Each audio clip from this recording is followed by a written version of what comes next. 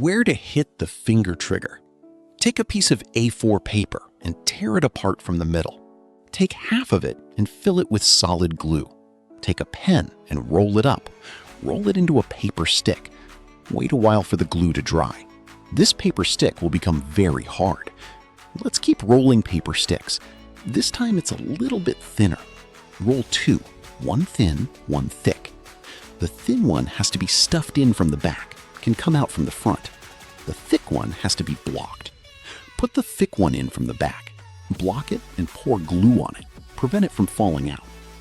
A little bit in front of the block just now. Draw a shape like this. Take this piece out. There is a skill. Just insert the pencil and cut it. It'll be easier to cut. If you can't cut it well, it is recommended to use a thicker tube. It'll be easier to cut. Add 502 to it. This will make the cut more solid. It's not easy to bend or deform. This is very solid. Take a small spring out of the useless pen chain. Insert the spring into this moving part and make a small hole here. Will be useful.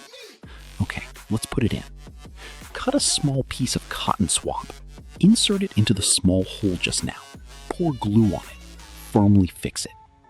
Push this stick back. Then it can be stuck in the groove above. Gently press down with your hand. Can trigger. This emitter does not need to be so long. In order to adapt to the finger, cut off a part. Let's roll another paper stick. This paper stick can be